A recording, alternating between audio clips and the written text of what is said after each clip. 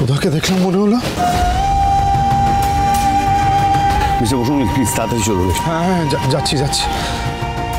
কেন বারবার মনে হচ্ছে সুধা এখানেই কোথাও আছে। আমি জানি ও কোথাও যেতে পারে না। তুমি যেখানেই থাকো না কেন, তেজ বসু মল্লিক তোমাকে ফিরিয়ে আনবেই। দেখে হাঁটবে তো মা। কি হয়েছে তোমার? দেখে তো ভালো বাড়ির বউ বলেই মনে হচ্ছে।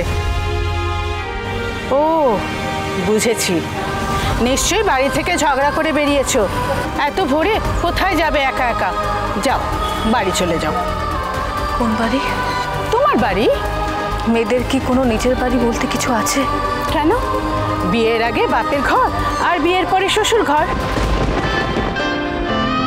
আর কতদিন তুই এই পরিবারটাকে অপদস্থ করবি বলতে পারিস?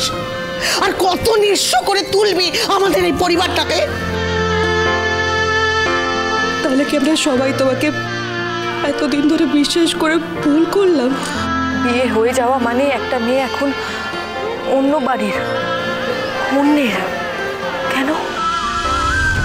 যেই বাড়িতে জন্ম নিলাম, বাবার হাত ধরে প্রথম পথ চলা শিখলাম, বড় হলাম, বিয়ে হতে সেই বাড়িটা পর হয়ে গেল।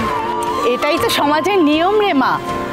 মেয়েরা খুব তাড়াতাড়ি পর হয়ে যায়, আবার আমাদের মেয়েদেরই খুব তাড়াতাড়ি সবাইকে সহজে আপন করে নিতে হয়। কেউ মেয়েদের আপন করে নেয় না। মেয়েদের বাড়ি নেই, তাদের কেউ নেই। যাও মা, বাড়ি যাও।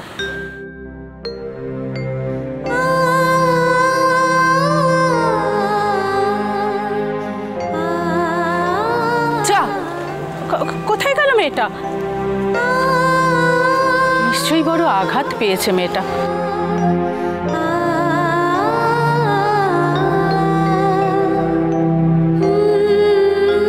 বিয়ে করে শ্বশুর বাড়ি গেলেও সেই বাড়িটাকে মেয়েদের কোনোদিনও আপন হয়?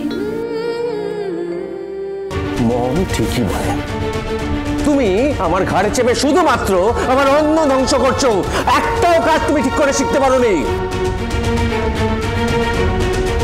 এই কথাটা তো ঠিক যে সার্থক তোমাকে কটা দিন আটকে রেখেছিল।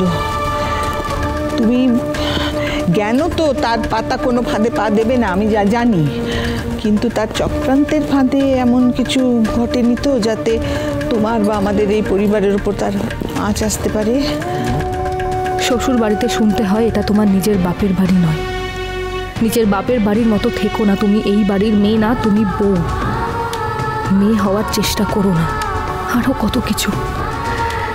একটা মেয়ে নিজের বাপের বাড়ির সমস্ত আনন্দ, মানুষ, অভ্যেস সব কিছু ছেড়ে একটা অন্যের বাড়িতে আসে। সবাইকে আপন করে নিতে চায়। বাপের বাড়ির মতো ভালোবাসা পাবে কোনোদিনও আশাও করে না। আর যদি সেই ভালোবাসা পায়ও, সম্মান কি মেয়েরা কোনোদিনও পায়?